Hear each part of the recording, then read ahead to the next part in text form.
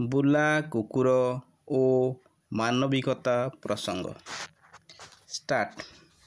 1926 ମସିହା ଅକ୍ଟୋବର ମାସରେ ବୁଲା କୁକୁର ପ୍ରସଙ୍ଗ ଅହମ୍ମଦାବାଦରେ ଏକ ବୃହତ୍ ବିତର୍କରେ ପ୍ରସଙ୍ଗ ଥିଲା।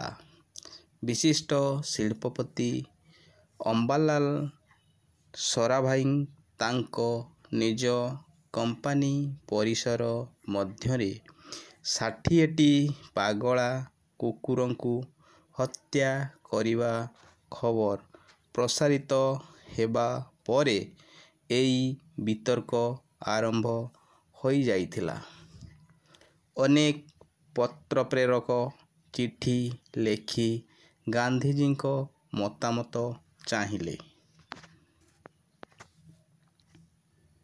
ଅହମ୍ମଦାବାଦ ହ୍ୟୁମାନିଟାରିଆନ ଲିଗ୍ର କିଛି ସଦସ୍ୟ ସାବରମତୀ ଆଶ୍ରମରେ ଗାନ୍ଧିଜୀଙ୍କୁ ସାକ୍ଷାତ କରି ଏକ ଆବେଦନ ପତ୍ର ବି ଦେଇଥିଲେ। ସେମାନେ ଲେଖିଥିଲେ, ବାପୁ ସେଠ ଅମ୍ବାଲାଲ ଜଣେ ଜୈନ ଧର୍ମାବଲମ୍ବୀ। ଜୈନ ଧର୍ମ ଅହିଂସା କଥା କୁହେ। ଏପରିକି କାମୁଡ଼ିବାକୁ ଆସୁଥିବା ସାପକୁ ନ ମାରିବା କଥା ଜୈନ ଧର୍ମଗୁରୁ ରାଇଚାନ୍ଦ ଭାଇ କହନ୍ତି।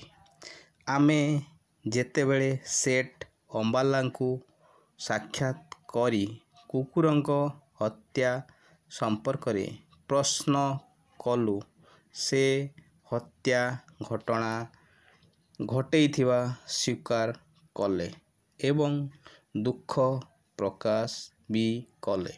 କିନ୍ତୁ ସେ ଏକ ସଫେଇ ଦେଇ କହିଥିଲେ, କମ୍ପାନୀ ପରିସର ଭିତରେ ବୁଲୁଥିବା କିଛି ହିଂସ୍ର ହୋଇଯାଇଥିଲେ ଏବଂ କିଛି କୁକୁରଙ୍କୁ ପାଖରେ ଜଳାନ୍ତକ ରୋଗର ଲକ୍ଷଣ ଦେଖାଯାଇଥିଲା। ସେମାନେ କମ୍ପାନୀରେ କାମ କରୁଥିବା ଶ୍ରମିକମାନଙ୍କ ପ୍ରତି ବିପଦ ଥିଲେ। ତେଣୁ ପାଗଳା କୁକୁରଙ୍କୁ ମାରିଦେବା ଶ୍ରମିକ ଓ ତାଙ୍କ ପରିବାରର ସୁରକ୍ଷା ଦୃଷ୍ଟିରୁ ଆବଶ୍ୟକ ଥିଲା।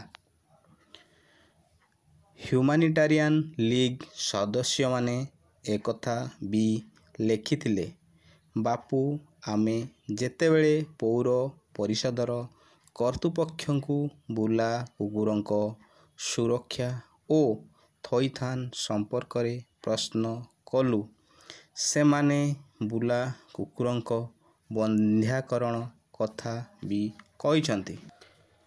କୁକୁରଙ୍କ ହତ୍ୟା ଓ ତାଙ୍କର ବନ୍ଧ୍ୟାକରଣ ଧର୍ମ ଦୃଷ୍ଟିରୁ କ'ଣ ପାପ ନୁହେଁ? ଯେହେତୁ ସେଠ ଅମ୍ବାଲାଲ ବୁଲା କୁକୁର ପ୍ରତି ହେଉଥିବା ହିଂସା, କୁକୁରଙ୍କ ସୁରକ୍ଷା ଓ ଥଇଥାନ ପ୍ରସଙ୍ଗରେ ଅହମ୍ମଦାବାଦ ହତ୍ୟା ଘଟଣା ପରେ ଗାନ୍ଧିଜୀ କିଛି ପ୍ରବନ୍ଧ 1926 ମସିହା ଅକ୍ଟୋବର 10 ତାରିଖରୁ ଦୀର୍ଘ 8 ସପ୍ତାହ ଧରି କ୍ରମାଗତ ଭାବେ ଜନଜୀବନ ଓ ୟଙ୍ଗ ଇଣ୍ଡିଆରେ ଲେଖିଥିଲେ। ପ୍ରବନ୍ଧଗୁଡ଼ିକର ଶିରୋନାମା ଥିଲା, ଇଜ୍ ଦିସ୍ ହ୍ୟୁମାନିଟି? ଏହା କ'ଣ ମାନବିକତା?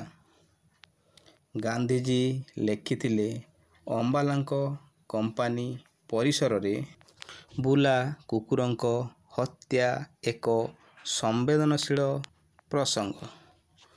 ପଶୁଙ୍କ ପ୍ରତି ସଂଗଠିତ ହେଉଥିବା ଯେ କୌଣସି ନିଷ୍ଠୁରତା ତଥା ଅତ୍ୟାଚାରକୁ ମୁଁ ନାପସନ୍ଦ କରେ।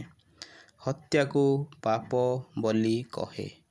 ସେଥିପାଇଁ ପଶୁବଳୀ ବିରୁଦ୍ଧରେ ମୁଁ ସ୍ୱର ଉତ୍ତୋଳନ କରୁଛି। ଅହିଂସା କିନ୍ତୁ କୌଣସି ନିର୍ଦ୍ଦିଷ୍ଟ ଧର୍ମର ଏକାଧିପତ୍ୟ ନୁହେଁ।